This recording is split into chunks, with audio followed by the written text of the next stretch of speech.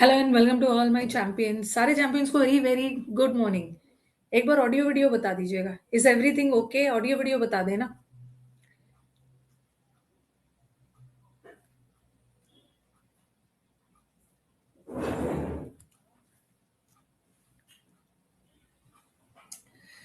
Good morning सारे champions को very very good morning. Harish, Harshita, Sachin, Shivam, सारे चैंपियंस को वेरी वेरी गुड मॉर्निंग।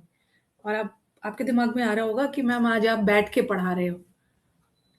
ठीक है, ये जो डिस्क्रिप्टिव पैच है ना, ये मैं बैठ के ही पढ़ाऊंगी, क्योंकि इसमें खड़े होके ना पढ़ाने का मजा नहीं है। वो तो ग्रामर बैच में जिसमें बहुत ज्यादा लिखना होता है, हटाना होता है, एक्सप्लेन करना होता है। ये डिस्क्रिप्टिव का बैच है।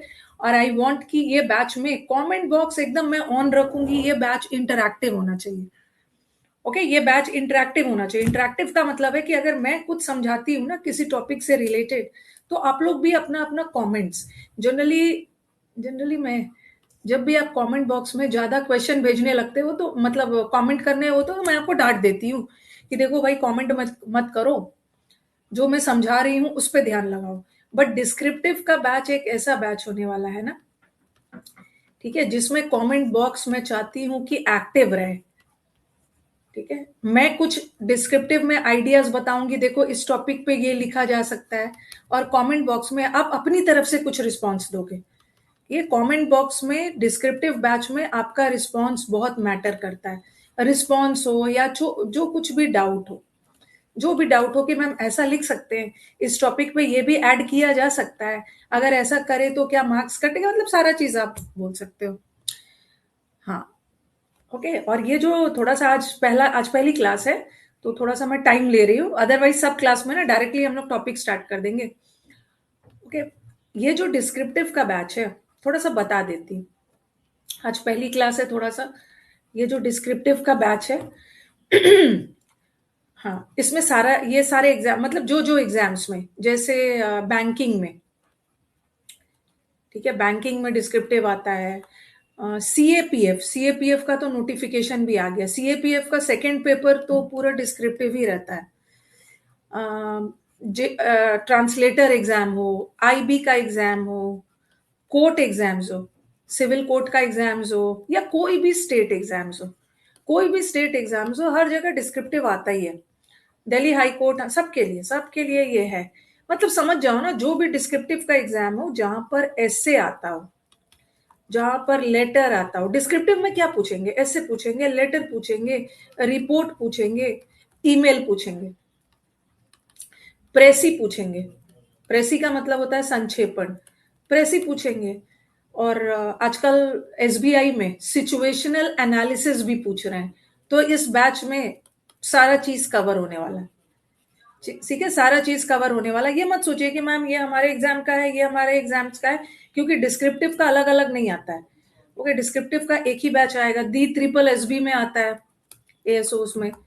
तो इसमें सब चीज कवर होगा। अब ये मत सोचना कि मैम हमारे एग्जाम में ना ईमेल नहीं आता है, तो मैं कोई खास एग्जाम को ध्यान में नहीं लेके पढ़ा रही हूँ, मैं इसमें सब पढ़ाऊंगी। जो पूछना है एग्जामिनर पूछिए, हम लोग सब तरीके से तैयार हैं। ठीक है, सब तरीके से तैयार है। तो डिस्क्रिप्टिव का बैच ये जो चलेगा, ये चलेगा ट्यूसडे को, थर्सडे को, और सैटरडे को। ये बैच 11:30 बजे से चलेगा। ओके, 11:30, सवा घंटे का बैच है, क्योंकि फिर 1 बजे से मेरी बैच भी है 12:45। ये चलेगा। पढ़ाने के बाद मैं इसका पीडीएफ भी आपको दे दूंगी। ठीक है, पहले तो मैं आपको इंग्लिश में पढ़ाऊंगी, बट उसका हिंदी ट्रांसलेशन भी आपके पास पहुंच जाएगा। अब ये मत एक्सपेक्ट करना ना कि मैम हिंदी में भी पढ़ाइए। आर्ग्यूमेंट भी करवा दूंगी, आर्ग्यूमेंट्स भी करवा दूंगी शिवम। कि ये मत सोचना कि मैम हिंदी में भी, हिंदी हमारी राष्ट्र भाषा है, हिंदी में समझाने की जरूरत ही नहीं है, क्योंकि मैं पूरा ऐसे वगैरह इंग्लिश में करवाऊंगी। लेकिन जो भी मैंने इंग्लिश में करवाया है ना, उसका हिंदी ट्रांसलेशन वाला पीडीएफ मिल जाएगा, क्योंकि कई बच्चों के एग्जाम्स में हिंदी भी आता है। आप देख लेना, अगर आपके एग्जाम में डिस्क्रिप्टिव इंग्लिश का ऑप्शन हो या हिंदी का है, तो आप देखना कि आप किस में कंफर्टेबल हो। ऐसा नहीं है ना कि मेरे को इंग्लिश अच्छे से नहीं आता, मैं इंग्लिश में दे दूंगा। आप देख लेना आप किस में कंफर्टेबल हो। ओके, इज दिस बैचेज, नहीं नहीं, अचीवर 7.0 से इस बैच का कोई लेना देना नहीं। तो हिंद मैं इंग्लिश में दूंगी और आपको पीडीएफ दोनों मिलेगा। पढ़ाने के बाद जिस दिन मैं पढ़ाऊंगी तो आपको उसके बाद पढ़ाने के बाद पीडीएफ मिल जाएगा, इंग्लिश भी और हिंदी भी। ठीक है, इंग्लिश और हिंदी दोनों का मिलेगा, ध्यान से सुनो मेरी बात को। और आप मुझसे डिमांड करोगे ना कि मैम पीडीएफ पहले ही दे दीजिए, नहीं, जिस दिन क्लास होगा उसके बाद पीडीएफ मिलेगा। तो पहले मत मांगो, बता रही हूँ क्यों। आफ्टर क्लास, क्लास के बाद जो पढ़ाई रहूंगी उसका पीडीएफ मिलेगा। क्यों? हाँ, केवीएस टीयर 2 में भी हेल्प करेगा, इसलिए क्योंकि मैं तो अपनी तरफ से पीडीएफ बना के लेके आई हूँ, लेकिन जब मैं आपके साथ क्लास करूंगी ना तो आपके दिमाग में भी कुछ कुछ आइडियाज आएगा।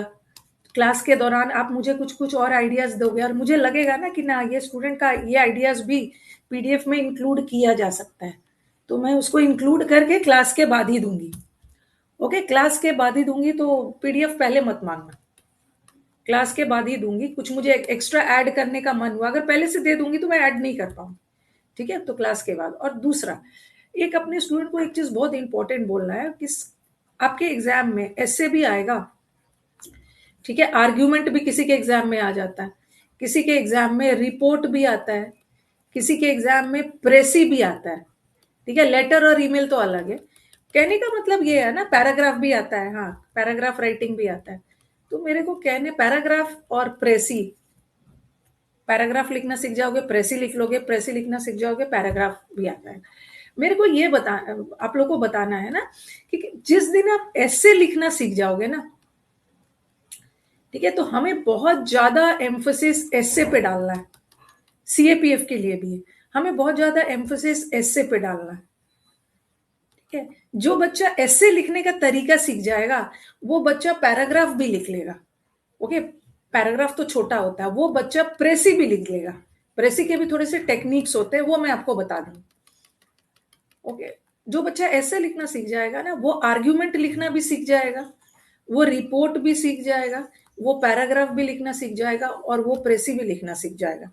और जो लेटर और ईमेल होता है ना, उसका तो थोड़ा सा अलग सा फॉर्मेट होता है, लेकिन ऐसे लिखना सीख जाओगे ना तो जो बॉडी है, जो मेन सब्जेक्ट है, अगर इसमें आप एक्सपर्ट हो जाते हो तो फॉर्मेट वगैरह कहाँ कैसे लिखना है ईमेल का, वो सब तो मैं बता ही दूंगी। बाकी क्या लिखना है, कैसे लिखना है, वो सब आप सीख जाओगे। एक बार ऐसे लिखना सीख जाते हो, सब आप सीख जाओ। और हर्षिता, कॉम्प्रीहेंशन भी है इसमें।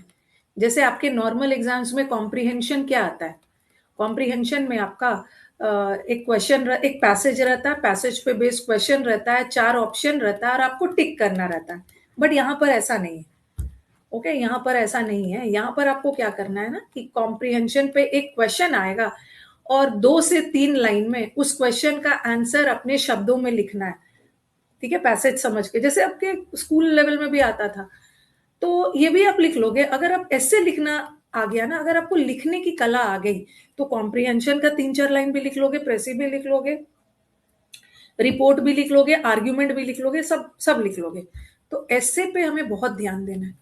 ठीक है, ऐसे तो हर दिन रखना है। किसी दिन ऐसे के साथ ईमेल कर लेंगे, किसी दिन ऐसे के साथ लेटर कर लेंगे, ऐसे के साथ प्रेसी कर लेंगे, क्योंकि ऐसे पूरा जो 2.5 से 3 महीने का बैच है, ऐसे रखना है इसमें। एक बार इसमें मास्टरी आ जाती है ना तो अच्छी बात। इस बैच को खरीदने के लिए आपको 3 दिन तो ये डेमो जाएगा फ्री यूट्यूब पे। ये यूसी लाइव ऐप पे जाओ, यूसी लाइव ऐप को प्ले स्टोर से इंस्टॉल कर लो। ठीक है, यूसी लाइव ऐप को प्ले स्टोर से इंस्टॉल कर लीजिए और यहाँ पर ये बैच 499 का है। हफ्ते में 3 दिन चलेगा टीटीएस। और इसकी 2.5 से 3 महीने का बैच है और वैलिडिटी 1 साल तक के लिए। ओके, अब सब बता दिया मैंने, अब स्टार्ट किया जाए। ओके ज्योति, इस बैच को आप यूसी लाइव ऐप पे जाके लेना, प्ले स्टोर से यूसी लाइव ऐप को इंस्टॉल कर लीजिए, 499 का बैच है। ओके, अब स्टार्ट किया जाए। ठीक है, मैंने इसलिए बता दिया ना कि बीच में स्टूडेंट कुछ भी ना पूछे। एक बार मुझे रिप्लाई कर देना, स्टार्ट किया जाए। ओके, तो आज और हाँ, this is beneficial for CAPF also. Yes, CAPF का ही तो ज्यादा डिमांड आ रहा था बच्चों का, सीएपीएफ का नोटिफिकेशन भी आ गया है। तो हाँ, अब स्टार्ट किया जाए। देखो, हम लोग अपने ऐसे को स्टार्ट करेंगे ना कंटेम्पररी टॉपिक से, ठीक है? कंटेम्पररी करो या कंटेम्पररी बोलो या करंट बोलो, करंट टॉपिक्स यहां से स्टार्ट करेंगे, ठीक है? हाँ, तो अब मेरे स्टूडेंट से यही रिक्वेस्ट है ना कि थोड़ा सा रीडिंग वर्क करते रहिएगा, न्यूज़पेपर वगैरह बीच बीच में पढ़िए। क्योंकि हम ऐसे ऐसे तब तक नहीं लिख पाएंगे ना जब जब तक हम पढ़ते नहीं है, जब तक आपके पास आइडियाज ना हो।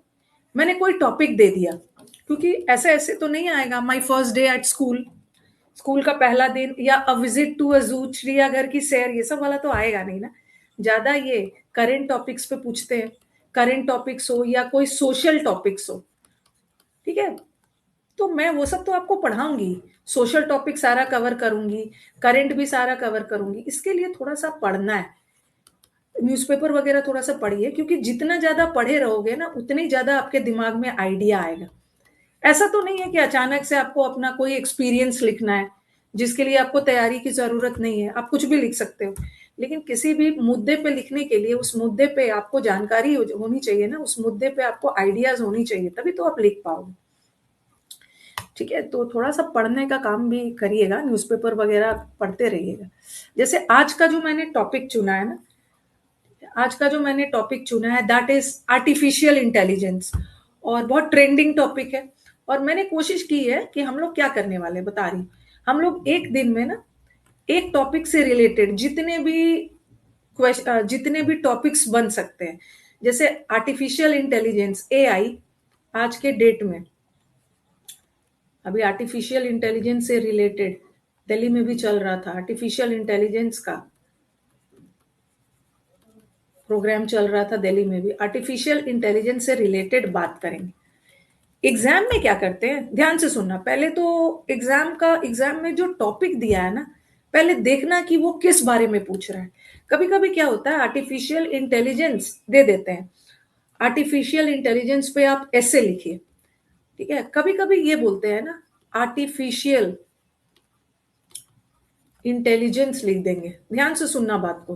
कभी कभी हम क्या करते हैं कि जो मेन मुद्दा है उस पर बात ना करके शुरू के एक पैराग्राफ में आर्टिफिशियल इंटेलिजेंस का पूरा डेफिनेशन दिए जा रहे हैं। उतना करने की जरूरत नहीं है, क्योंकि हमारा 4 से 500 जितने भी वर्ड्स में आपको लिखना है, 300 400 वर्ड्स में, अब देख लेना आपके एग्जाम के क्या वर्ड्स वगैरह मैटर नहीं करता है। आपका कंटेंट सही है ना, तो वो आपको नंबर दे देते हैं। और ये जो एग्जामिनर है, ये आपसे बहुत एक्सपर्ट वाला डिमांड नहीं करते हैं। आपको थोड़ा आपका आपका ऐसे लिखने, हाँ। अब आप बोलोगे, अच्छा पहले इस पे मैं डिस्कस कर लेती हूँ, फिर मैं बच्चों के दिमाग में आएगा कि मैम क्या देखते हैं। जैसे आर्टिफिशियल, सॉरी, जैसे कोई टॉपिक आ गया, पहले मैं इस पे बात कर लेती हूँ, फिर बताऊंगी कि ये ग्रामर क्या मतलब, वो कैप देखते हैं, ग्रामर देखते हैं, क्या देखते हैं। आर्टिफिशियल इंटेलिजेंस पे आपको बोला गया कि एआई पे एक ऐसे लिखिए, ठीक है? अगर टॉपिक ऐसा आता है तो आप क्या करोगे कि आर्टिफी पहले तो थोड़े से में, बहुत लेंदी नहीं, पहला पैराग्राफ में आप क्या करोगे, पहला पैराग्राफ में आप एआई का, और ज्यादा नहीं, 2 से 3 लाइन में, क्योंकि एआई एक कोई प्रोसेस तो नहीं है ना। जैसे फोटोसिंथेसिस, रेस्पिरेशन एक प्रोसेस है, तो उसका लंबा डेफिनेशन दे सकते हो। एआई होता क्या है, पहला पैराग्राफ में लिखोगे व्हाट इज एआई। आज मैं आपको ऐसे दूंगी, एआई होता क्या है, ठीक है? फिर सेकेंड पैराग्राफ में आप एआई का लिखोगे, एआई के एडवांटेज भी होते हैं, क्योंकि सिर्फ एआई बोला है ना।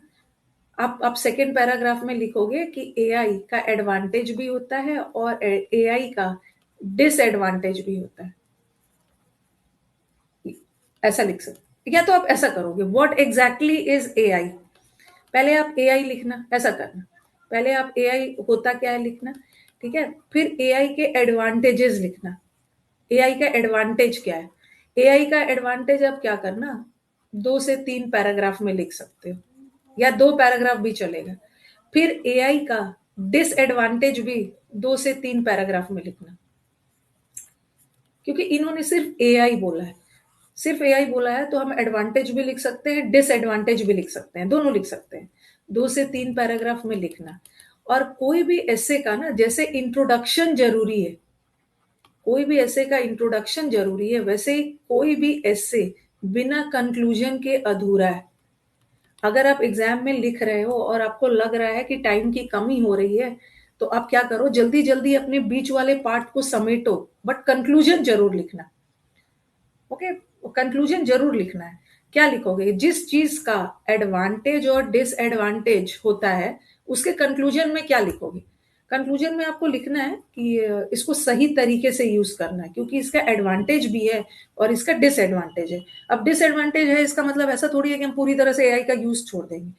मतलब इसको तरीके से यूज करना है। मैं अभी आपको बताऊंगी। नो डाउट क्या निष्कर्ष पे निकल रहे हो। नो डाउट आज के डेट में एआई जरूरी है और इसका एडवांटेज डिसएडवांटेज दोनों है, तो इसलिए एआई को थोड़ा सा रेगुलेशन में यूज करना है। एआई का यूज रेगुलेटेड होना है। ठीक है, यहाँ पर आप एडवांटेज भी लिखना, डिसएडवांटेज भी लिखना, और एक बहुत अच्छा सा बैलेंस्ड लास्ट में कंक्लूजन लिखना। ठीक है, ऐसा लिखना, सब लिखना। इसमें सब लिखोगे। अगर ऐसा आ गया, अगर एआई ऐसा आ गया कि एआई आ गया, आर्टिफिशियल इंटेलिजेंस, और लिखा है कि आर्टिफिशियल इंटेलिजेंस अ बून, बून, बून लिखा हो या ब्लेसिंग लिखा हो। ब्लेसिंग का मतलब है वरदान, एआई एक वरदान है। तो ऐसे में आपको क्या करना है ना, ऐसे में आपको एआई का डिसएडवांटेज नहीं लिखोगे। ऐसे वाले ऐसे में आपको क्या करना है ना, पूरे एआई में एआई वाला को आपको पॉजिटिव रखना है। मतलब पूरा एआई का एडवांटेज लिखना है। ठीक है, पूरा एआई का, एआई एक वरदान है। पहले तो आप फर्स्ट पैराग्राफ में एआई होता क्या है, सब जगह पहले एआई का इंट्रोडक्शन दोगे। ठीक है, तो पूरा एआई के बारे में पॉजिटिव लिखना है। ओके, और जो आपने जितना भी लिखा है ना एआई के पॉजिटिव के बारे में, सबको कंक्लूजन दे देना कि सिंस एआई हमें इतना जगह पर हेल्प कर रहा है, कंक्लूजन में दे देना। अभी मैं आपको ऐसे बताऊंगी। लेकिन अगर एआई का लिखा है, एआई एआई एक मतलब, वैसे एआई तो कर्स नहीं है, ऐसा देंगे नहीं। एआई एक एआई का डिसएडवांटेज पूछेंगे ना, तो आप सिर्फ डिसएडवांटेज देना। अगर सिंपली एआई पूछा है ना, तो एडवांटेज भी देना, डिसएडवांटेज भी देना, और इसको कैसे कंक्लूजन में कैसे इसको सही तरीके से यूज करना है। ठीक है, लेकिन अगर सिर्फ नेगेटिव पूछा है, तो सिर्फ नेगेटिव वाला रखना। पॉजिटिव पूछा है तो सिर्फ पॉजिटिव पूछा है। ओके, पॉजिटिव पूछा है तो सब ध्यान रखना है कि कंक्लूजन जरूर देना है इंट्रोडक्शन के साथ। कभी कभी देखो, एक और बता रही हूँ। पहले तो मैं एआई आपको करवाऊंगी, दिखा दे रही हूँ। पहले तो मैं आपको बताऊंगी एआई के फायदे और नुकसान। ठीक है, ये वाला हम लोग डील करेंगे, दिखा दे रही हूँ। फिर कभी कभी ऐसे ऐसा आ जाता है ना कि एआई क्या आर्टिफिशियल इंटेलिजेंस को रेगुलेट करना चाहिए। तो ध्यान रखना है कि जब ये क्वेश्चन आ गया कि क्या आर्टिफिशियल इंटेलिजेंस का को नियंत्रण में यूज करना चाहिए, रेगुलेट करना चाहिए, तो यहाँ पर आपको क्या करना है ना, कोई भी चीज को तो यहाँ पर आप एक लाइन में आर्टिफिशियल इंटेलिजेंस क्या होता है बता देंगे। लेकिन यहाँ पर ना आर्टिफिशियल इंटेलिजेंस का थोड़ा सा नेगेटिव वाला बताना है। सिंस अब बैठ के नहीं करने लगेंगे यहाँ पर, पूरा पॉजिटिव पूरा नेगेटिव ये सब नहीं बताएंगे। आर्टिफिशियल इंटेलिजेंस को क्यों रेगुलेट करना चाहिए, सीधे इस मुद्दे पे आना। सिंस आर्टिफिशियल इंटेलिजेंस बहुत इंपॉर्टेंट है, बट इसका कुछ नेगेटिव इम्पैक्ट्स भी है जिसको हमें नियंत्रण में यूज करना चाहिए। तो इस पैसेज का जो झुकाव है ना, मतलब इस ऐसे का झुकाव क्या होना चाहिए कि आर्टिफिशियल इंटेलिजेंस का नेगेटिव, ज्यादा नेगेटिव नेगेटिव नहीं बोलना है, नेगेटिव थोड़ा सा बोल देना है। हमें पूरा जोर डालना है कि इसको कैसे रेगुलेट किया जा सकता है, सीधा मुद्दे पे आना है। ओके, एक बार मुझे बताइए समझ में आ रहा है। सिंस यहाँ पर ना वो बोल रहे हैं कि मुझे तरीका बताइए कि आर्टिफिशियल इंटेलिजेंस को हम कैसे कंट्रोल में यूज कर सकते हैं। तो यहाँ पर पूरा पैसेज में ना मेनली अब पूरा नेगेटिव मत बताने लगना इसका कि ये प्रॉब्लम है। कभी कभी स्टूडेंट्स हमारे क्या करते हैं, उसीलिए नेगेटिव हो जाता है। हमारे स्टूडेंट्स क्या करेंगे ऐसे क्वेश्चंस में, पहले पहले 3 पैराग्राफ में ना आर्टिफिशियल इंटेलिजेंस के नेगेटिव क्या है, नेगेटिव नेगेटिव बता देंगे, और लास्ट के 1-2 पैराग्राफ में ना उसको रेगुलेट करने का तरीका बताएँगे। इससे आपका नंबर कटेगा, क्योंकि एग्ज़ामिनर ने क्वेश्चन में ही, टॉपिक में ही पूछा है कि कैसे रेगुलेट किया जा सकता है। तो आपको क्या करना है कि सेकंड पैराग्राफ से एआई को कैसे तरीके से यूज़ करने वाला मेथड को मेंशन करते शुरू कर देना। ओके? नहीं तो क्योंकि जो पेपर चेक करेंगे ना, वो तो वेट कर रहे हैं। वो तो वेट कर रहे हैं कि मैं तो क्वेश्चन में पूछा हूँ कि एआई को कंट्रोल करने का तरीका बताओ, और आप तो अननेसेसरी मुझे घुमा रहे हो। एक तो 400-500 नंबर वर्ड्स का ऐसे ही है, और आपके पास बोलने के लिए कुछ नहीं है, तो आप जानबूझकर एडवांटेज, डिसएडवांटेज करके घुमा रहे हो। तो जो क्वेश्चन में पूछा गया है ना, जिस टॉपिक पे क्वेश्चन पूछा गया है, फर्स्ट पैराग्राफ में थोड़ा-सा आप इंट्रोडक्शन दे सकते हो। लेकिन सेकंड पैराग्राफ में डायरेक्टली आ जाना है। ज़्यादा डिसएडवांटेज 4 पैराग्राफ में डिसएडवांटेज बताकर और 1 पैराग्राफ में कैसे रोकना है वो नहीं बताना। आपको डायरेक्टली, देखो डायरेक्टली कैसे कंट्रोल करना है उस पे आ जाना, ठीक है? एक तो मैंने बोला आज हम एआई से रिलेटेड सारे चीज़ को एक साथ करके खत्म करेंगे। एआई क्या होता है? एआई का एडवांटेज क्या है? एआई का डिसएडवांटेज क्या है? एआई का यूज़ नियंत्रण में होना चाहिए। और कभी-कभी एआई से रिलेटेड मैंने कई सारे एग्ज़ाम्स में ये भी क्वेश्चन्स आ रहे हैं कि एआई का एम्प्लॉयमेंट और जॉब क्रिएशन में क्या इफ़ेक्ट पड़ रहा है। तो एआई का इफ़ेक्ट एम्प्लॉयमेंट और जॉब क्रिएशन में ना थोड़ा-सा बैलेंस्ड है, दोनों है। पॉज़िटिव भी जा रहा है, नेगेटिव भी जा रहा है। तो जॉब क्रिएशन में एआई का सिर्फ़ नेगेटिव नहीं बोलना, पॉज़िटिव नेगेटिव दोनों है। ठीक है, पॉजिटिव नेगेटिव दोनों जा रहा है, तो हम दोनों को डील करेंगे। ऐसा नहीं है कि एआई के आने से ना बहुत लोगों को एम्प्लॉयमेंट मिला भी है और बहुत लोग को मतलब थोड़ा-सा जॉब चला भी गया है, तो दोनों बोलो, ठीक है? तो स्टार्ट किया जाए? हाँ, और सेकंड चीज़ आपके दिमाग में एक क्वेश्चन आएगा कि मैम पेपर में ये चेक क्या करते हैं? क्या ये पेपर में ग्रामर चेक करते हैं? जब हम एस्से लिखते हैं, तो ग्रामर चेक करते हैं, एस्से लिखते समय वोकैब चेक करते हैं, ओके? हाँ। वोकैब चेक करते हैं, क्या चेक करते हैं? ये सब तो चेक करते ही हैं। लेकिन सबसे इम्पोर्टेंट थोड़ा-बहुत आपने वोकैब थोड़ा-बहुत वोकैब सिंपल भी यूज़ कर दिया ना, कोई दिक्कत नहीं है, काम चल जाएगा। सबसे पहले ये ग्रामर में आपके आइडियाज़ पे ज़्यादा जोर डालते हैं। कई बार देखा है आपके इस टॉपिक को लेकर आपके दिमाग में, क्योंकि ये पेपर उसी लिए हो रहा है। ग्रामर और वोकैब चेक करने के लिए ना वो बहुत सारा चीज़ है। कि ये आपके थॉट्स को चेक करते हैं। इस टॉपिक से रिलेटेड आपके दिमाग में क्या थॉट्स हैं? आपके दिमाग में आइडियाज़ क्या है? इससे रिलेटेड आपको कितना इस टॉपिक से related. This is not a free batch. 3 दिन तक ऐप पे डेमो फ्री जाएगा। This is a paid batch. ठीक है? आपको इस टॉपिक से रिलेटेड कितना नॉलेज है? और आप नॉलेज है, इस टॉपिक से रिलेटेड आपके आइडियाज़ क्या है? थॉट्स क्या है? और सबसे इम्पोर्टेंट, ये थॉट्स को आप कितने सिंप्लिसिटी और कितने अच्छे से सिंक्रोनाइजेशन में लिख कर एक्सप्रेस कर रहे हो। ठीक है? आप आपको खाली आपको नॉलेज हो जाने से ही नहीं चलेगा। आप नॉलेज को कैसे लिख कर एक्सप्रेस कर रहे हैं, और वो भी सिंक्रोनाइजेशन में। पहले मैंने ये बोला हर पैराग्राफ हर पैराग्राफ एक दूसरे से लिंक्ड होना चाहिए। ऐसा नहीं है। सेकंड पैराग्राफ में कुछ और बोल रहे हैं, थर्ड पैराग्राफ का लिंक सेकंड से हो ही नहीं। ठीक है? मतलब सिंक्रोनाइजेशन में होना चाहिए। ठीक है? सिंक्रोनाइजेशन में होना चाहिए, मतलब हर पैराग्राफ एक दूसरे से लिंक्ड हो, लगे ना कि आप किसी के सामने अपने विचार को रख रहे हैं। हो सकता है कि ये ऑफलाइन मोड में भी आपका एग्जाम हो, ऑनलाइन हो। अगर ऑनलाइन हो तो राइटिंग का तो कोई इशू ही नहीं है। ठीक है? ऑनलाइन हो तो राइटिंग का दिक्कत नहीं है, आपको टाइप करना है, टाइपिंग स्पीड जाना हो चाहिए। अगर ऑफलाइन हो तो थोड़ा-सा हैंडराइटिंग तो रखोगे ना। हर हर टीचर को अच्छे हैंडराइटिंग, ठीक है? हर टीचर को अच्छा हैंडराइटिंग अच्छा लगता है ना। आपका हैंडराइटिंग खराब हो तो एक सुंदर चीज़ों को देखकर एक अच्छा इंप्रेशन आपके मन में आता है। तो आप कोशिश करिएगा हैंडराइटिंग आपकी अच्छी हो, ठीक है? हैंडराइटिंग आपकी अच्छी हो। और चलो अब तो आप लोग बड़े हो गए हो, अब कहाँ से हैंडराइटिंग सुधारोगे? अब क्या करना, जो भी लिखना साफ-साफ लिखना और अच्छे से लिखना। मतलब एक लाइन में लिखना। ये मैं बोर्ड पे खड़े होके नहीं पढ़ाऊँगी। ये मैं आपको बैठ के ही पढ़ाऊँगी, क्योंकि डिस्क्रिप्टिव का बोर्ड पे नहीं पढ़ाऊँगी। बैठ के ज़्यादा अच्छा से होगा। ठीक है। और ग्रामर, वोकैब आपका सिंपल भी हो ना, वोकैब सिंपल भी हो तो चलेगा, सिंपल वोकैब भी चलेगा। ओके, बट कोशिश करना ना कि सेंटेंस ग्रामेटिकली करेक्ट होना चाहिए। कोशिश करना, अरे आपने मेरे से ग्रामर वोकैब पढ़ा है, अगर आप वोकैब थोड़ा अच्छा डालते हैं वो तो आइसिंग टू द केक होगा, सोने पे सुहागा हो जाए। लेकिन अगर आपकी वोकैब अच्छी नहीं है, सिंपल लिखिए, ग्रामेटिकली सही लिखिए, आइडियाज को अच्छे से एक्सप्रेस करिए, कोई दिक्कत नहीं।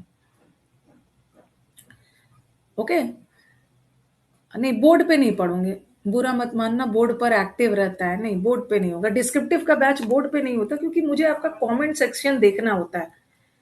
ओके, बोर्ड पे नहीं हो सकता, यहाँ पर मैं बैठ के पढ़ाऊंगी तो आपका कमेंट सेक्शन दिखेगा ना, तो मैं अच्छे से देख पाऊंगी कंसंट्रेशन से कि आप लोग इस बारे में क्या बोलना चाह रहे हैं। ठीक है, तो चलो आप स्टार्ट करते हैं हमारा आज का पहला एस्से। आज हाँ, और एक चीज और याद रखना है, आज मैंने थोड़ा सा ज्यादा टाइम लिया क्योंकि आज पहली क्लास है तो मेरे को बता देना था। ओके, और मैं पढ़ाने के बाद ना, जब आपको पढ़ा लूंगी तो इंग्लिश वाला पढ़ाऊंगी, फिर इसका हिंदी भी रहेगा। अब एआई का हिंदी नहीं किया, एआई का हिंदी नहीं होगा। ठीक है, उसका हिंदी ट्रांसलेशन भी मिल जाएगा। देखो ये हिंदी ट्रांसलेशन भी मिल जाएगा। ठीक है, जो भी मैं पढ़ाऊंगी उसका हिंदी वगैरह मिलेगा आपको, हिंदी में भी आप देख सकते हो। आज थोड़ा सा टाइम ज्यादा मैंने ले लिया, लेकिन याद रखना ना कि जो मैं ईमेल, आज मैं ईमेल करवाऊंगी ना, ईमेल की हिंदी नहीं मिलेगी, कोई ईमेल हिंदी में नहीं लिखता है। सिचुएशनल एनालिसिस भी करवाती हूँ, एसबीआई में आएगा। ठीक है, तो ईमेल की हिंदी नहीं हो, ईमेल इंग्लिश में लिखना है। तो चलो अब स्टार्ट करते हैं, और आपके दिमाग में कुछ भी और आइडियाज आ रहे हैं, काइंडली मुझे कमेंट सेक्शन में लिख लिख के भेजना। Let's start. आर्टिफिशियल इंटेलिजेंस बहुत इंपॉर्टेंट है। प्रोस का मतलब होता है, प्रो का मतलब याद रखना, प्रो का मतलब होता है फायदा, और कॉन का मतलब है नुकसान। ऐसा भी लिख सकते हैं, बून, बून का मतलब है वरदान, और बेन का मतलब होता है अभिशाप, ऐसा टाइप वाला। जिसके एग्जाम में डिस्क्रिप्टिव में होता है डिस्क्रिप्टिव में लिखना, जिसका हिंदी में होता है हिंदी में लिखना। चलो अब कुछ मत पूछना। अब आपको बोला गया है कि आर्टिफिशियल इंटेलिजेंस पे आप एक ऐसे लिखिए। कोई भी चीज पे ऐसे लिखने के लिए बोला गया है ना, ग्लोबल वार्मिंग पे, आर्टिफिशियल इंटेलिजेंस पे, ओके, किसी पे भी ऐसे लिखने के लिए बोला गया ना, तो दो तीन लाइन में ना आपको बताना होगा कि ये आर्टिफिशियल इंटेलिजेंस होता क्या है। ओके, तो मैंने सिंपल लैंग्वेज में लिखा, ये आर्टिफिशियल इंटेलिजेंस होता क्या है, व्हाट इज आर्टिफिशियल। इस टॉपिक के बारे में एक दो लाइन में, ज्यादा नहीं, एक दो लाइन में लिखना है। Artificial intelligence is a technology, artificial intelligence एक टेक्नोलॉजी है। ओके, दैट अनेबल्स, हेल्प्स भी लिख सकते हो, अनेबल्स भी लिख सकते हो, that enables machines and computers. Artificial intelligence एक टेक्नोलॉजी है जिससे कंप्यूटर या मशीन टास्क परफॉर्म करता है, जो कि ह्यूमन इंटेलिजेंस की तरह। ओके, ह्यूमन का दिमाग, इंटेलिजेंस में से ई गायब हो गया, लगा दूंगी, ई गायब हो गया। ठीक है, आर्टिफिशियल इंटेलिजेंस एक ऐसा टेक्नोलॉजी है जो हेल्प करता है मशीन को, कंप्यूटर को ऐसा काम करने में जो कि ह्यूमन बींग्स करते हैं, जैसे कि लर्निंग, रीजनिंग, तार्किक, problem solving and understanding language. तो आर्टिफिशियल इंटेलिजेंस का जो भी टॉपिक आ गया, क्या आर्टिफिशियल इंटेलिजेंस जॉब को अफेक्ट कर रहा है, आर्टिफिशियल इंटेलिजेंस वरदान है, तो हर जो भी टॉपिक आर्टिफिशियल इंटेलिजेंस से आएगा, आप क्या करोगे ना, ये वाला लाइन तो वहां पर पेस्ट कर देना। ओके, ये लाइन पेस्ट कर देना, ये एकदम याद कर लेना, क्योंकि जो भी टॉपिक आर्टिफिशियल इंटेलिजेंस का आएगा तो आप बोलोगे ना कि आर्टिफिशियल इंटेलिजेंस होता क्या है। तो जब भी आर्टिफिशियल, थोड़ा सा आर्टिफिशियल इंटेलिजेंस का आप वो डेफिनेशन दोगे ना, तो आप इसको याद कर लेना, मतलब बार बार पढ़ोगे याद हो जाएगा। नहीं नहीं, लिखना नहीं है, I will provide you the PDF. आप खाली सुनो, आप सुनो, आप लिखो नहीं। Why will you write. Artificial intelligence is a technology. Artificial intelligence एक टेक्नोलॉजी है जो मशीन को और कंप्यूटर को हेल्प करता है, क्या करने में, कुछ ऐसे काम करने में जिसमें ह्यूमन इंटेलिजेंस की जरूरत है। इंटेलिजेंस में से ही हट गया है, जैसे कि learning, reasoning, problem solving, understanding language, ये तो छाप देना। फिर ये बोल रहे हैं हाल फिलहाल के साल में, इन रिसेंट ईयर्स आर्टिफिशियल इंटेलिजेंस हमारे लाइफ का एक बहुत इंपॉर्टेंट हिस्सा बन गया है। ठीक है, अब सिर्फ मेरा वाला ही नहीं लिखना है, आप मुझे बताओ कि और इसको आप कैसे लिख सकते हो। हाल फिलहाल में ऐसा भी लिख सकते हैं ना, इन recent years.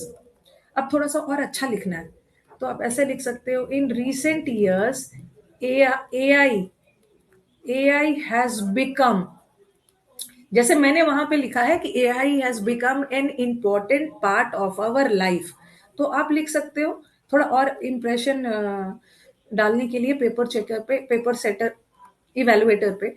In recent years AI has become a part and parcel. आप अपने कॉपी में ना लिखो, कॉपी लेके बैठिए।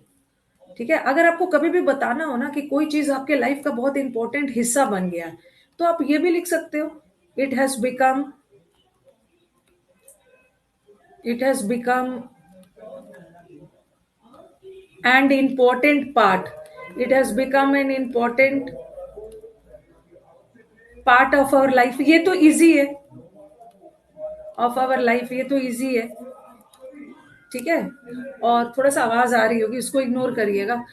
या आपको पेपर सेटर पर अच्छा और भी डालना है ना, तो आप ये भी लिख सकते हो, इट हैज बिकम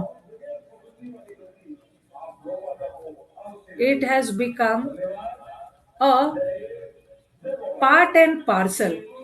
ये एक फ्रेज है, it has become an a part and parcel of our life. ठीक है, ये भी लिख सकते हैं, आप लिख लो कॉपी में। ये थोड़ा सा अच्छा डाल रहा है कि बच्चे को फ्रेज के बारे में थोड़ा सा, इडियम्स, फ्रेजेस, कोट्स, कहावत वगैरह आप अपने ऐसे में डालते हो ना, ओके, वो डालते हो तो और अच्छा इम्पैक्ट डालता है। It has become a part and parcel of our life, हमारे लाइफ का पार्ट एंड पार्सल बन गया, अभिन्न अंग बन गया है। ठीक है, ये भी लिख सकते हो।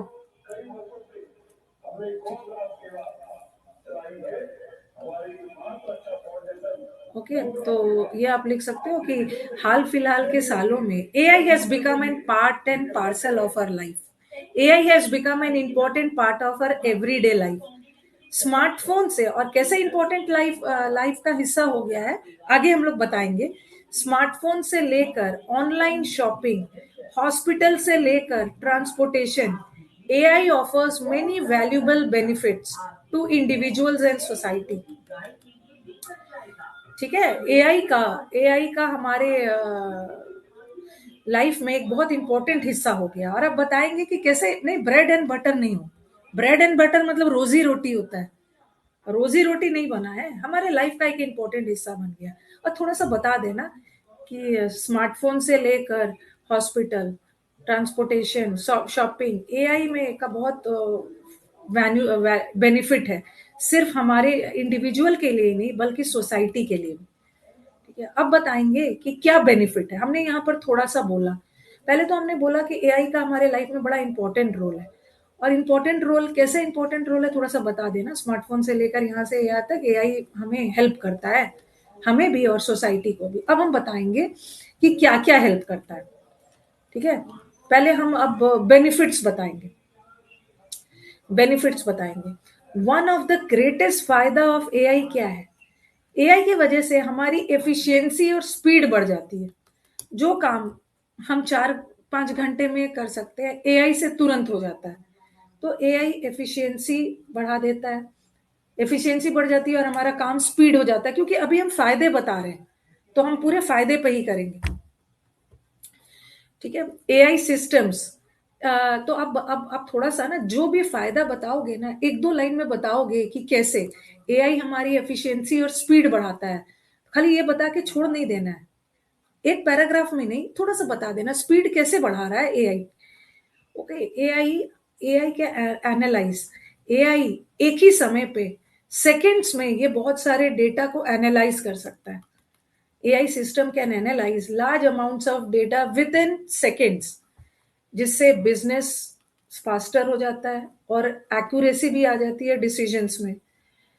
फॉर एग्जाम्पल, थोड़ा सा एग्जांपल भी दे दो। बैंक एआई का यूज करता है, बैंक एआई का यूज करता है to detect fraud. Fraud detect करने के लिए भी बैंक एआई का यूज करता है ट्रांजैक्शन में, to detect fraud by identify. Bank में कुछ भी अनयूजुअल ट्रांजैक्शंस होते हैं ना, तो वहां भी बैंक एआई का यूज कर रहा है। ठीक है, एआई का यूज कर रहा है, ये बता देंगे। देख लेना कितने आपका 500-600 वर्ड्स का आता है, अभी और भी बताएंगे। ये तो data, large amount of data एक बार में हमें मिल जाता है इससे स्पीड बढ़ जाता है। ठीक है, ये भी लिख सकते हैं, AI has become a indispensable part of our life. ठीक है, ये भी बोल सकते हो। ठीक है, उसीलिए मैंने बोला कमेंट सेक्शन मैंने ऑन रखा है, ये भी बोल सकते हो। अगर एआई बहुत इंपॉर्टेंट है तो आप इंपॉर्टेंट बोलोगे ना, तो ये तो चलो अच्छा है, लेकिन अगर ये वाला वर्ड यूज करोगे ना, तो जो आपका पेपर चेक करेंगे बोलेंगे अरे इसका तो वोकैब अच्छा है। AI has become an indispensable part of our life. AI has become a part and parcel of our life. ये सब कुछ भी डाल देना। ठीक है, ये सब आप डाल सकते हैं। फिर आ जाओ, एआई का यूज बैंक और वो सब में तो देख लिया।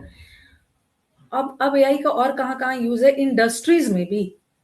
AI powered machine can work continuously. AI का दूसरा क्या है, ह्यूमन बींग्स थक जाते हैं बट मशीन थकता नहीं है। ओके, बिना थके ये काम करते हैं, हमारी प्रोडक्टिविटी बढ़ती है क्योंकि कम समय में ज्यादा काम हो जाता है। हमारा एरर, एआई में थोड़ा एक्यूरेसी भी ज्यादा रहता है। हाँ, AI is an integral part of our life. आप लोग तो स्मार्ट हो देखो, जिन बच्चों का वोकैब अच्छा है, एआई हमारे लाइफ का इंटीग्रल पार्ट है। इंटीग्रल का मतलब है इंपॉर्टेंट पार्ट। एआई बिना थके काम करता है, हमारी प्रोडक्टिविटी, अगर आप बिना थके काम कर रहे हो तो प्रोडक्टिविटी बढ़ रही है, एरर भी कम होगा। एआई हेल्थ केयर में भी हेल्प करता है, मेडिकल साइंस में भी एआई का बहुत इंपॉर्टेंट रोल है। ये डॉक्टर को कैसे मेडिकल साइंस में कैसे इंपॉर्टेंट है, अब मैं तो आपको एक बता दे रही हूँ, लेकिन लेकिन अगर आपको लग रहा है ना कि मैं ये भी तो मैं लिख सकता हूँ, तो सिर्फ मेरे, मैं जो बता रही हूँ सिर्फ उसी पे स्टिक मत रहना। ठीक है, आपके दिमाग में आए आप, मैं तो एक बस बता दे रही हूँ, आप अपने भी ऐड कर सकते हो। ये डॉक्टर को हेल्प करता है डिजीज डायग्नोस करने में। Okay, medical images, ultrasound, patient का रिकॉर्ड वगैरह को अच्छे से एनालाइज करता है, बीमारी को डायग्नोस करने में भी कर सकता है। AI can predict potential health risk. AI के वजह से ना, जो आपके हेल्थ में प्रॉब्लम्स होने वाले हैं, आप देख रहे हो आजकल हम लोग जो वॉच पहनते हैं, स्मार्ट वॉच पहनते हैं, उसमें हमारा हार्ट बीट वूट बीट सब बताता है। तो कभी कभी हमारा हार्ट बीट कम होने लगता है तो वो इंडिकेशन देने लगता है। ठीक है, तो फिर हम तुरंत डर जाते हैं, डॉक्टर के पास जाते हैं। तो मतलब बहुत सारा एआई स्मार्ट वॉचेस के थ्रू ना बहुत सारा हेल्थ रिस्क है वो हमें पता चल जाता है। ओके, और हम तुरंत इलाज वगैरह करवा लेते हैं। Okay, this not only saves time, ये टाइम ही नहीं बचाता है, लेकिन बहुत सारे लोगों की जिंदगी बचा देता है, क्योंकि हमें पहले से ही रिस्क का खतरे के बारे में पता चल जाता है और हम अर्ली ट्रीटमेंट ले लेते हैं। आप और भी ऐड कर सकते हो, और चीज भी ऐड कर सकते हो, मेडिकल हो गया। ओके, और दूसरा अनदर इम्पोर्टेंट बेनिफिट, डिफेंस में भी है, आपके मन में जो जो है करना। Another important benefit is personalization. AI system को हम पर्सनलाइज यूज में भी ला सकते हैं। जैसे AI system study uses behaviour to provide personal recommendation, और प्लान नेटफ्लिक्स, यूट्यूब और ये सब में भी हेल्प करता है। एजुकेशन को और बढ़ा देना। ठीक है, एजुकेशन में भी एआई टूल्स को अडेप्ट किया जाता है, learning materials according to a student space. AI के वजह से तो आप अपने रफ्तार में, अपने स्पीड में चीजों को सीखते हो। ठीक है, अंडरस्टैंडिंग एजुकेशन को और भी, और आप बता सकते हो एआई की वजह से हमारा एजुकेशन अब सीमित नहीं रहा है। ठीक है, सीमित नहीं रहा है, टाइम बाउंड नहीं रहा है। एआई की वजह से जो ऑनलाइन एजुकेशन आया है, इस वजह से आप और भी बढ़ा सकते हो। ठीक है, एआई की वजह से ऑनलाइन एजुकेशन आ गया है, और ये ऑनलाइन एजुकेशन और भी प्रभावशाली हो गया है। आप अपने पेस पे, ठीक है, जैसे जनरली क्लासरूम में क्या है, जैसे टीचर पढ़ा रहे हैं आप पढ़ रहे हो, ओके, लेकिन एआई की वजह से आप अपने रफ्तार से, अपने अंडरस्टैंडिंग के अनुसार पढ़ाई कर सकते हो। तो एआई बहुत कस्टमाइज़ कर दिया है हमारे लाइफ़ को। ओके, ओके, तो एआई का अभी तक हम फ़ायदा ही बोल रहे हैं। अभी तक हम हाँ, फ़ायदे में चल रहे हैं। एआई का सेफ्टी सेफ्टी में भी हम एआई को यूज़ करते हैं। जैसे सेल्फ ड्राइविंग टेक्नोलॉजी आप देख रहे हो आजकल तो जितना भी वो सब गाड़ियाँ आ रही है, बिना गियर वाली गाड़ी आ रही है। हमारा जो ड्राइविंग वगैरह है, ठीक है, देख रहे हो एआई से ही। आपका कार वगैरह है, पूरा एआई से ही कंट्रोल्ड है। अंदर गर्मी लग रही है तो ब्लोअर ऑन हो जा रहा है। ठा नहीं सॉरी, अंदर गर्मी लग रही है तो एसी ऑन हो जा रहा है। ठंड लग रही है तो ब्लोअर ऑन हो जा रहा है। सॉरी। तो ये सारा ट्रैफिक सिस्टम, ठीक है, जिससे रोड एक्सीडेंट रिड्यूस करे, इसमें भी एआई का हम यूज कर रहे हैं। पूरा आजकल पूरा हमारा कार ही स्मार्ट कार है, पूरा एआई से कंट्रोल्ड है। ओके, और आप देखते हो जो एप्पल वाले बच्चे का Siri, Alexa, they help people manage daily task. ठीक है, कभी कभी हम बहुत सारी चीजें हम याद नहीं रखते हैं तो हमें लिखना पड़ता था। तो सीरी और एलेक्सा की हेल्प लेकर हम बहुत सारे अपने काम को और भी आसान कर दे रहे हैं। AI powered tools such as tools also break language barrier. AI के वजह से ये जो भाषा का जो बैरियर है ना, ये भी खत्म हो रहा है। आप देख रहे हो कि जब हम लोग का वीडियोस जाता है तो मैं तो इंग्लिश में पढ़ाती हूँ। मैं तो हिंदी भी यूज करती हूँ, इंग्लिश भी यूज करती हूँ। लेकिन देर आर सम स्टूडेंट्स जिसको हिंदी नहीं समझ में आ रही है, तो वो सब टाइटल्स देते हैं ना, ऑडियो ट्रैक चेंज करके आप इंग्लिश में भी सुन सकते हो। बंगाली एआई की वजह से कुछ वीडियोस बंगाली लैंग्वेज में गया था। तो ये एआई का ही कमाल है। कोई टॉपिक नहीं समझ में आ रहा है ना, तो आप अपना लैंग्वेज चेंज करके आप समझ सकते हो। तो एआई ने लैंग्वेज बैरियर भी तोड़ दिया है और पूरी दुनिया को जोड़ दिया है। Okay, different dimensions of a particular but also suggest relevant solutions for. अभी तो हम पॉजिटिव पॉजिटिव बोलेंगे। फर्दर मोर, एआई की वजह से ही नए नए रिसर्च और आविष्कार हो रहे हैं। साइंटिस्ट लोग एआई यूज करके क्लाइमेट चेंज, ओके, के बारे में जानकारी दे रहे हैं। स्पेस में भी एआई का यूज है। ओके, और बहुत सारे साइंटिफिक प्रॉब्लम्स है जो हम एआई की वजह से सॉल्व कर सकते हैं। डेटा वगैरह, by processing data AI researchers को हेल्प करते हैं डिफरेंट पैटर्न्स को फॉलो करने में जो ह्यूमन बीइंग्स मिस कर जाते हैं। तो थोड़ा सा हमें क्या करना है ना, कि जब हम एआई का पॉजिटिव दिखा रहे हैं ना, तो हमें थोड़ा सा बताना है कि एआई ह्यूमन बीइंग से थोड़ा ज़्यादा पावरफुल है। एआई की वजह से ना ह्यूमन बीइंग्स थक जाते हैं। कुछ चीज़ें मिस हमारी नज़र से मिस हो जाती है, बट एआई की नज़र से मिस नहीं होता। तो एआई थोड़ा सा ज़्यादा एक्यूरेट होता है। तो हमें जब फ़ायदा बता रहे हैं ना, तो मतलब आप फ़ायदा बताने के चक्कर में ऐसा नहीं है ना कि एआई के सामने ह्यूमन बीइंग्स को बहुत नीचा दिखा देना है, क्योंकि एआई को कंट्रोल करने वाले भी ह्यूमन बीइंग्स होते हैं। तो ऐसा नहीं करना है कि मतलब कंपैरिज़न करके ह्यूमन बीइंग से ज़्यादा अच्छा है ये है, फ़ायदा दिखाना है। ओके, तो ये सब तो हमारा फ़ायदा हो गया। ऑल दीज़ एआई का काम और भी आप अपना बढ़ा-बढ़ा के लिख सकते हैं। देख लेना कितने वर्ड्स का है। अब तो एआई के फ़ायदे बताए मैंने, ठीक है? कितना सारा फ़ायदा। और सिंस हमारा जो एसे है ना, एसे है जो एआई के फ़ायदे, अगर सिर्फ़ फ़ायदा होता ना, तो आप फ़ायदा बता-बता के छोड़ देते। सिर्फ़ नुकसान होता, तो नुकसान बता-बता के छोड़ देते। लेकिन यहाँ पर दोनों है, तो आपको दोनों को बताना है। तो अभी तक तो हमने एआई का फ़ायदा बताया कि एआई कहाँ-कहाँ, कैसे-कैसे यूज़ होता है। फ़ायदा बता दिया आपने। ओके, ये सब हमने कर लिया कि ये रिसर्च को भी हेल्प करता है, क्लाइमेट चेंजेस वाले पैटर्न्स को भी प्रिडिक्ट करने में एआई का स्पेस में भी हेल्प करता है। ओके, अब आ जाओ। अभी तक तो हमने फ़ायदा बता दिया। अब फ़ायदा मतलब ऐसा नहीं है, जब हमें फ़ायदा नुकसान बताना है ना, तो दोनों को बैलेंस करना है। ऐसा नहीं है कि बहुत ज़्यादा फ़ायदा बता दिया, अब उसी बैलेंस्ड वे में नुकसान भी बताना है। इसका मैं यूट्यूब पे भी इसका रिकॉर्डेड डलवा दूँगी। अब आ जाओ, एआई के फ़ायदे तो है, however AI has serious downside. ठीक है? डाउनसाइड भी लिखोगे, एआई के कुछ डिसएडवांटेज भी है। ठीक है, एआई के कुछ ड्रॉबैक्स भी है। ओके, एआई का, हाँ, कुछ अनप्लेजेंट साइड्स भी है, एआई के कुछ नेगेटिव इफेक्ट्स भी है, कुछ भी है मैंने लिख लेना। ओके, एआई का नेगेटिव इम्पैक्ट भी है, इफेक्ट्स भी है, एआई के डिसएडवांटेजेस भी है, एआई के अनप्लेजेंट एस्पेक्ट भी है, एआई का डाउनसाइड भी है, जो मैंने लिख लेना। तो एआई का नेगेटिव इम्पैक्ट क्या है? The first is job disruption. When machines, मतलब जॉब डिसरप्ट हो रहा है एआई की वजह से। सिंस हमें नेगेटिव बताना है ना, तो ये मत बताइएगा कि एआई की वजह से ना जॉब और अच्छा हो रहा है। नेगेटिव बताना है। एआई के कुछ रेपोकशंस भी है, एआई के कुछ कौन से रेपोकशंस है, लिमिटेशंस है, कुछ भी कर सकते हो। क्या इसके क्या नेगेटिव चीज है? व्हेन मशीन्स परफॉर्म टास्क, जब मशीन्स ह्यूमन बीइंग से भी ज्यादा तेजी से काम कर रहा है और सस्ते में काम कर रहा है।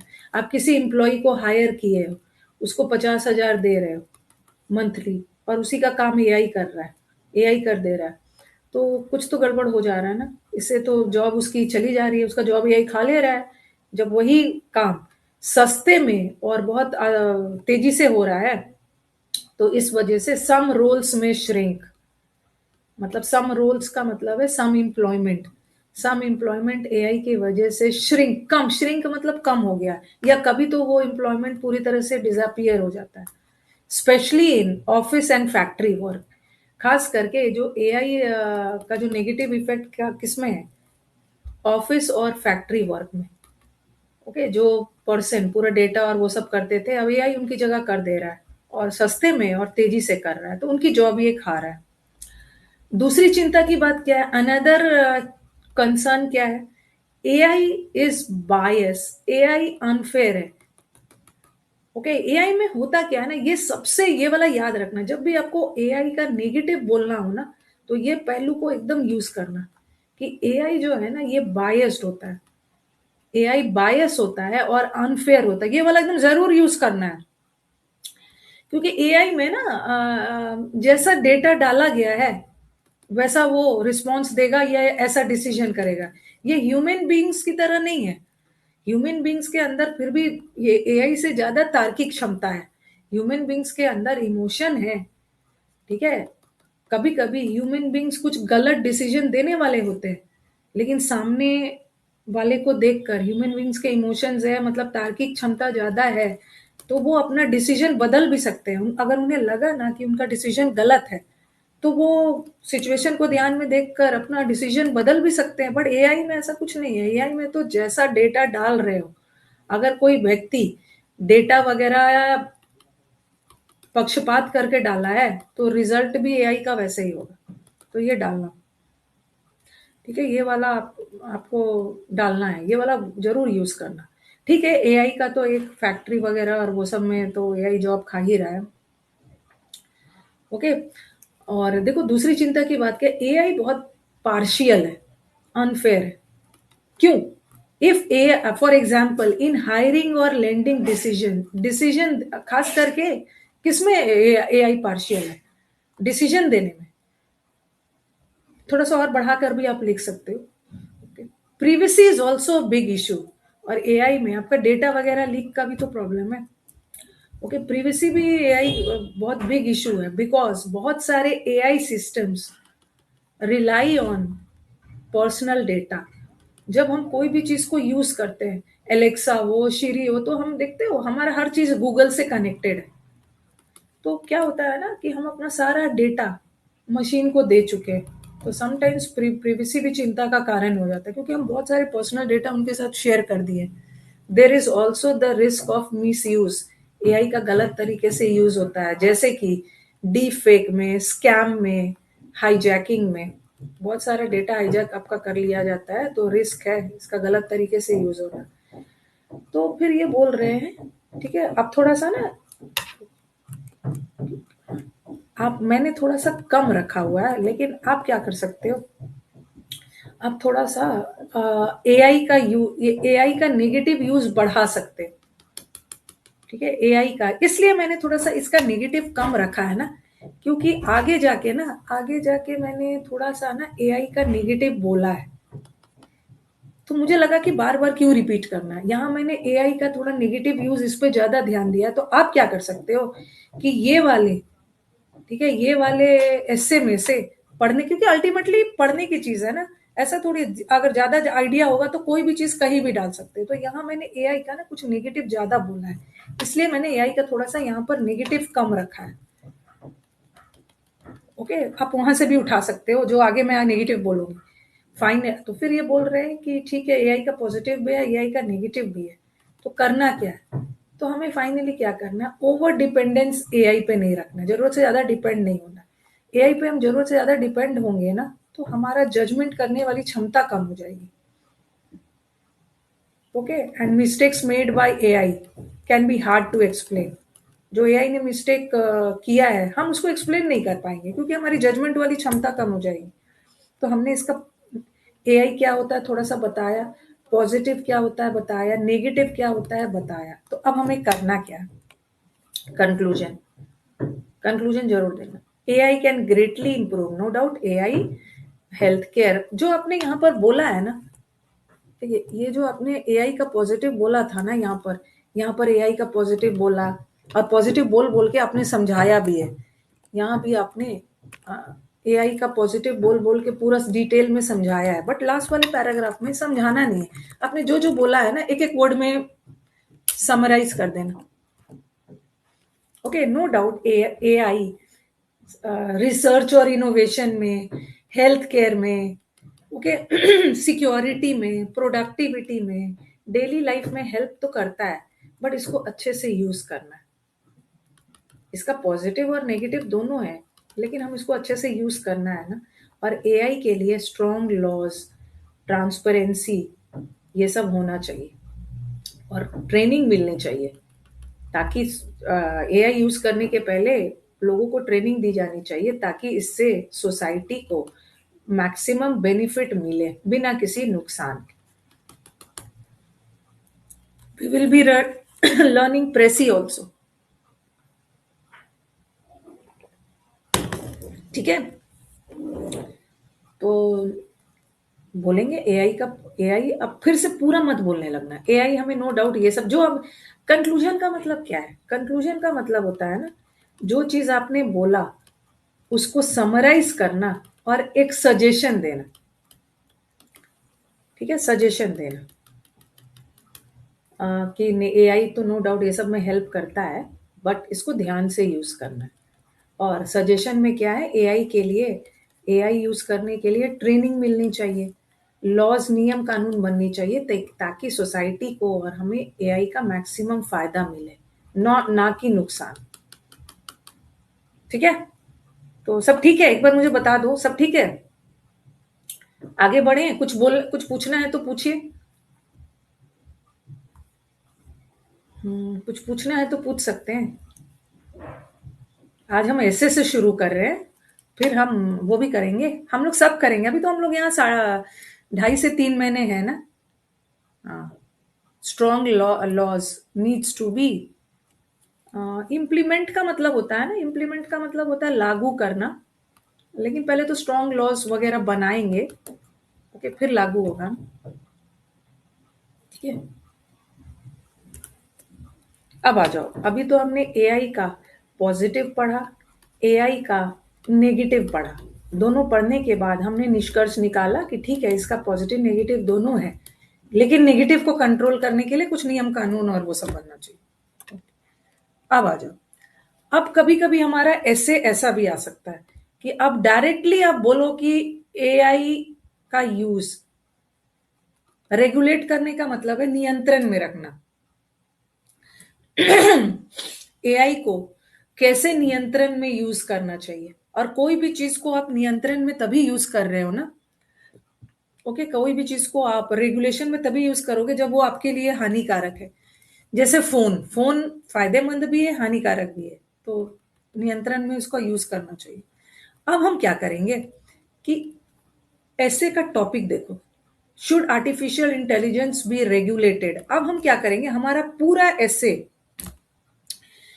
पूरा ऐसे किस ओर जाएगा, कि एआई को मतलब रेगुलेट कैसे किया जा सकता है। ओके, एआई के वजह से हमें खतरा ना हो, हम नियंत्रण में एआई को कैसे यूज कर सकते हैं। पहले तो मैं बता दूं ना, ये फ्री क्लास नहीं है, ये फ्री डेमो जा रहा है। ये यूसी लाइव यूट्यूब पे मैंने डेमो नहीं डाला है, कुछ इशू आ रहा था। तो ये यूसी लाइव ऐप पे डिस्क्रिप्टिव का बैच शुरू हुआ है आज से, और इसका 3 दिन तक डेमो चलेगा, फ्री रहेगा। वैसे ये पेड बैच है, 499 का ये पेड बैच। ठीक है, यू मैं हाँ, what is the duration of the class, 12:45 तक है, और इसका मैं यूट्यूब पे भी इसका 3 डेमो डलवा दूंगी। कुछ नहीं, यूट्यूब पे टेक्निकल इशू आ रहा था कि आप यहाँ बैठ के और डायरेक्ट फिर यूट्यूब पे लाइव नहीं कर सकते हो, तो कुछ इशू आ रहा था।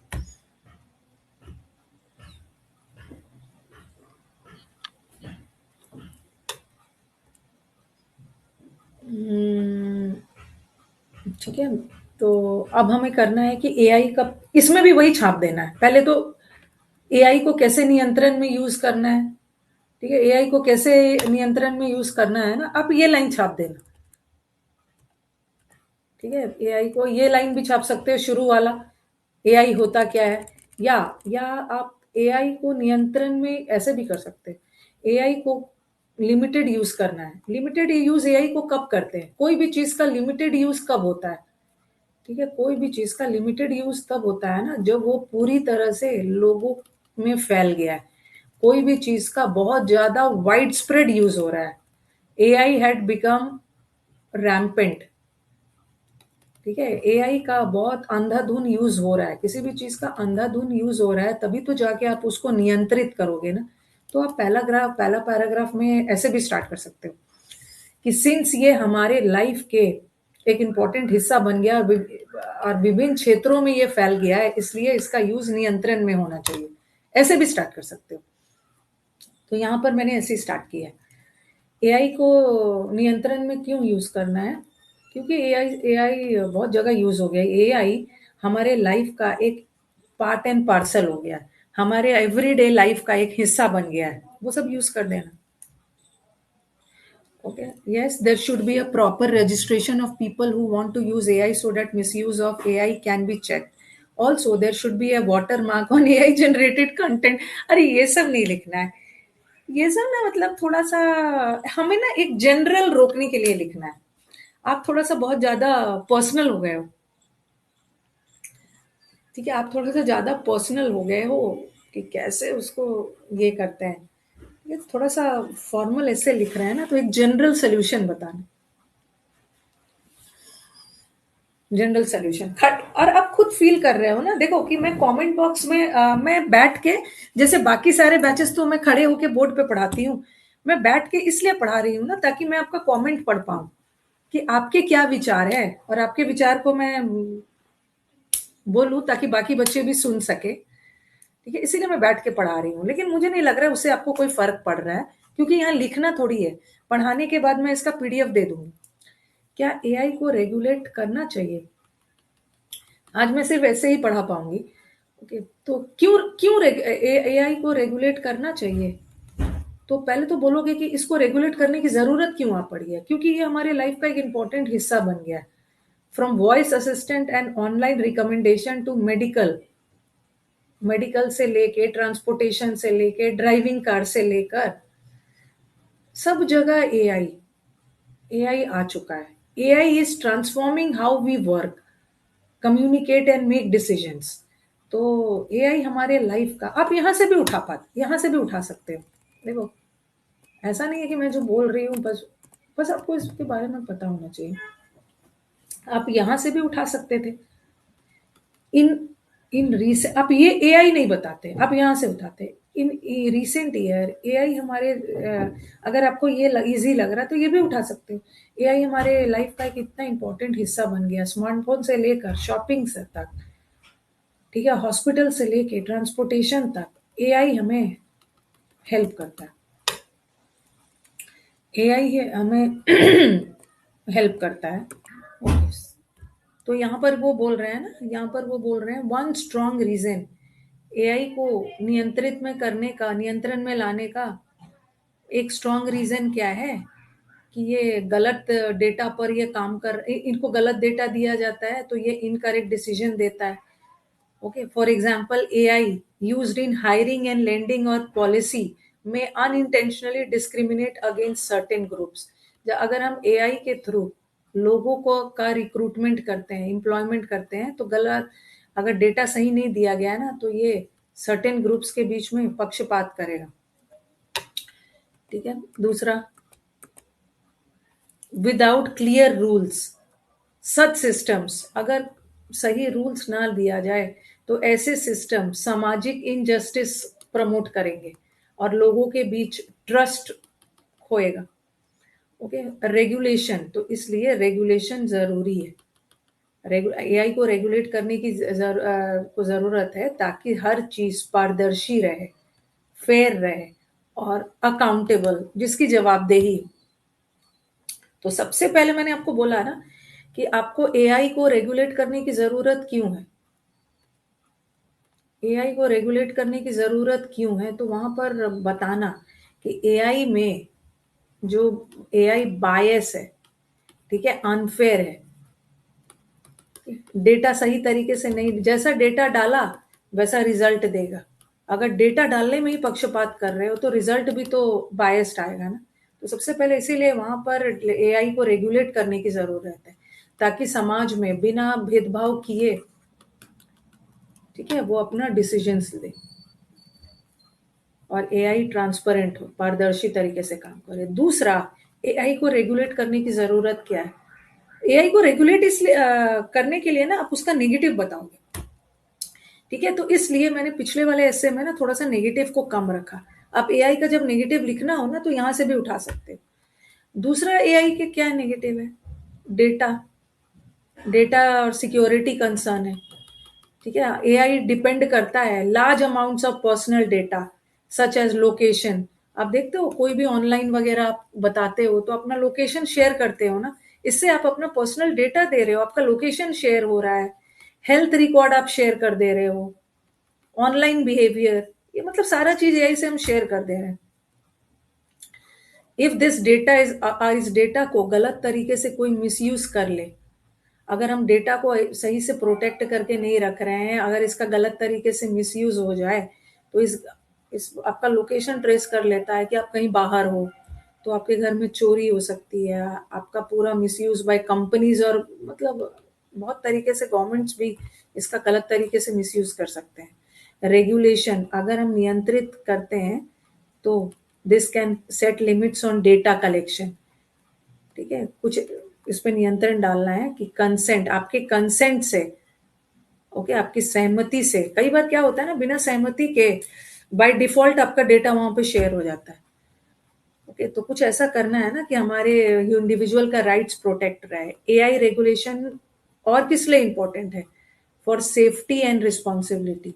कुछ ऐसे एरियाज होते हैं जहाँ हेल्थ, ट्रांसपोर्टेशन, डिफेंस हो, वहां अगर एआई गलती कर देता है, हेल्थ में ही अगर एआई गलती कर दे रहा है, ओके, डिफेंस में, तो इसका बहुत बड़ा डेडली खामियाजा होगा। तो इसके लिए कुछ गाइडलाइंस बनाने होंगे। Okay, set clear guidelines can help, कुछ गाइड जो हेल्प करेगा एआई को जब ये system who is responsible for AI fail, and ensure that public oversight remains, मतलब पब्लिक की तत्परता, मतलब कुछ ऐसा करना है ना, पब्लिक नहीं, ह्यूमन, कि जब एआई फेल होता है कि कभी कभी, तो वहां पर ह्यूमन बींग्स रहे कि क्रिटिकल डिसीजन ले लें। तो कुछ तो ऐसे गाइडलाइंस, नियम कानून बनाने चाहिए, ठीक है। फिर ये भी बोल रहे हैं, however regulation should be balance. हम जो एआई पे नियंत्रण कर रहे हैं वो बैलेंस्ड होना चाहिए। ऐसा नहीं है कि पूरी तरह से एआई को बंद ही कर देना है। ओके, बैलेंस रखना है कि जहां पर मतलब एआई के ऊपर ह्यूमन का भी की भी नजर होनी चाहिए। ओके, एआई का ऊपर ह्यूमन भी थोड़ा सा विजिलेंट रहे। रेगुलेशन को बैलेंस रखना है, ऐसा नहीं है कि पूरी तरह से खत्म ही कर देना। ओवर रेगुलेटिंग एआई, अगर हम जरूरत से ज्यादा अगर एआई के ऊपर भी 10 ह्यूमन बींग्स को लगा दे रहे हैं तो फिर फायदा क्या हो। ओके, ह्यूमन बींग्स को लगा दे रहे हैं तो हम तो ह्यूमन बींग्स का काम को आसान करने के लिए एआई का यूज किए थे ना। ओके, अब इस एआई को चेक करने के लिए भी 50 ह्यूमन बींग्स लगा दे रहे, तो फायदा क्या? कॉस्ट भी ज्यादा चला जाएगा और काम भी जल्दी नहीं होगा। तो ये बोल रहे हैं एआई में कभी कभी हम ओवर रेगुलेट कर देते हैं, तो इससे हमारा इनोवेशन स्लो हो जाता है और कुछ कुछ बेनिफिशियल टेक्नोलॉजीज डेवलप करने से भी रुक जाता है। देयरफॉर गवर्नमेंट को क्या करना है ना, एक्सपर्ट्स को हायर करना है। गवर्नमेंट को वर्क करना है एक्सपर्ट्स के साथ, कंपनीज के साथ, इंटरनेशनल बॉडी के साथ, ठीक है, क्योंकि कुछ फ्लेक्सिबल रूल्स बनाना है। ओके, बहुत ज्यादा स्ट्रिंजेंट स्ट्रिक्ट रूल्स नहीं बनाना है। कुछ फ्लेक्सिबल एआई से एआई को नियंत्रित नियंत्रित करने के लिए बहुत स्ट्रिक्ट रूल्स नहीं बनाना है, फ्लेक्सिबल रूल्स बनाना है। ठीक है, तो और कंक्लूजन में हम क्या बोलेंगे कि artificial intelligence should be regulated to protect society, fairness, लोगों में के बीच में समानता हो, सेफ्टी के लिए वेल डिजाइन। अगर हम अच्छे से रेगुलेशन को अच्छे से डिजाइन किया गया है एक्सपर्ट्स के साथ, तो नो डाउट ये एआई डेवलपमेंट को गाइड करेगा, सब इनोवेशन होगा और हमारे वैल्यूज और राइट्स भी प्रोटेक्टेड रहेंगे। ठीक है, और गवर्नमेंट का आप कोई रूल्स जो लेकर आए हैं वो भी डाल सकते हैं ऋचा। ये तो मैंने अपनी तरफ से किया है, आपके मन में जो आया आप डाल सकते हैं। ओवर रेगुलेटेड नहीं होना चाहिए, एक सीमित हद तक ही रेगुलेट करना चाहिए, नहीं तो ऐसे तो बहुत सारा चीज रुक जाए। कुछ ऐसा पॉलिसीज और वो सब लाना चाहिए ना, वेल डिजाइन एक्सपर्ट्स के साथ मिलकर, कि हमारा रिसर्च इनोवेशन भी होता रहे और हमारा वैल्यूज और अधिकार भी प्रोटेक्टेड है। अब टाइम हो गया, अब टाइम हो गया है। ठीक है, मेरी क्लास भी है, तो आज हम यहीं पे एंड करते हैं। ठीक है, आज हम लोग यहीं पे एंड करते हैं, 1 बजे से क्लास भी है। नहीं, साइबर क्राइम भी करवाऊंगी, लेकिन अभी ना मेरा एआई वाला खत्म नहीं हुआ। एआई का एम्प्लॉयमेंट, और कभी कभी क्या होता है कि वहां तो एआई को नियंत्रित करना, अब हम इस ऐसे में ना पूरा फोकस करेंगे कि एम्प्लॉयमेंट पे एआई का और जॉब क्रिएशन पे क्या प्रभाव पड़ रहा है। ठीक है, क्या प्रभाव पड़ रहा है इस पे हम वर्क करेंगे। तो उससे क्या होगा ना कि हमारा आज का एआई से रिलेटेड पूरा हो जाएगा। अब एआई से रिलेटेड और कितना पढ़ेंगे। ओके, हमने तो एआई को कैसे नियंत्रित करना है और एआई का एम्प्लॉयमेंट और जॉब जेनरेशन में कैसे क्या है, और इसका हिंदी भी है। देखो, हिंदी जो मैंने पढ़ाया था ना वो पढ़ लेना। एक ऐसी तकनीक है जो मशीन और कंप्यूटरों को ऐसा काम करने की क्षमता देती है। और आप बोलोगे कि मैम आपकी तो हिंदी इतनी अच्छी नहीं है, मैंने तो इंग्लिश अपना लिखा है, आपकी तो हिंदी इतनी अच्छी नहीं है कि आपने लिख दिया है। ये जो मैंने इंग्लिश में पढ़ाया है ना, वहां मैंने एआई का हेल्प लिया है उसकी हिंदी करने के लिए। मेरी हिंदी इतनी अच्छी थोड़ी है। ठीक है, यहाँ भी देखो हमारे टीचर भी एआई का हेल्प ले रहे हैं हिंदी करने के लिए। पीडीएफ आपको मिल जाएगा यूसी लाइव ऐप पे। जो बच्चे हमारे एडमिशन ले चुके हैं ना, काफी सारे बच्चे अपना एडमिशन ले चुके हैं। ओके, ये भी लिख देना, हमारी टीचर तो डिस्क्रिप्टिव ट्रांसलेशन करने के लिए एआई का यूज करते हैं। तो आज आपकी ये पहली क्लास थी, नेक्स्ट क्लास ये होने वाली है थर्सडे को। ठीक है, ये बैच टीटीएस में चलेगा, ट्यूसडे, थर्सडे और सैटरडे। तो आपका बैच में हमारे यूसी लाइव वाले बच्चे डिस्क्रिप्टिव के बैच में जाना, और वहां पीडीएफ सेक्शन में ना ये मैं पीडीएफ डलवा दूंगी। या तो मैं सोच रही हूँ ना आज पीडीएफ ना डलवाऊं, मैं पीडीएफ थर्सडे को डलवाऊं। क्यों, बता रही हूँ, आज नहीं डलवाऊंगी। थर्सडे को इसलिए डलवाऊंगी ना, मैं सोच रही हूँ इसको पढ़ा दूं, पहले ये वाला पूरा पढ़ा दूं। ये पढ़ाने के बाद, ठीक है, ये पढ़ाने के बाद फिर मैं आपको एक ईमेल भी पढ़ा दूं, इसका हिंदी भी है। ईमेल कैसे लिखा जाता है तब पीडीएफ डालूं, नहीं तो इतना टूट टूट कर पीडीएफ। हाँ, ईमेल का फॉर्मेट भी आपको सिखा दूं ना, उसके बाद पीडीएफ डालूंगी। ठीक है, हाँ। अब मेरी 1 बजे से क्लास भी है, तो मैं क्लास को एंड करती हूँ। ओके, 3 दिन तक ये, अभी तो जो बच्चे डेमो ले चुके हैं वो डिस्क्रिप्टिव के लिए भी डेमो लेंगे। ये वाला मैं यूट्यूब पे भी डलवा दूंगी। ठीक है। पढ़ा के एक ही साथ सब डालूँ। ठीक है, तो एंड किया जाए। अब हम मिलेंगे थर्सडे को। थर्सडे को। और डिस्क्रिप्टिव एक ऐसा चीज है ना, एक दिन में नहीं सीखोगे ना, धीरे धीरे आपको पता तो होना चाहिए कि उस टॉपिक पे क्या क्या लिखा जा सकता है, इस टॉपिक में क्या होता है, हम क्या क्या एडवांटेज डिसएडवांटेज के तौर पे क्या क्या लिख सकते हैं, पहले तो आपको पता होना चाहिए। ओके, चलो चलो, थैंक यू एवरीवन।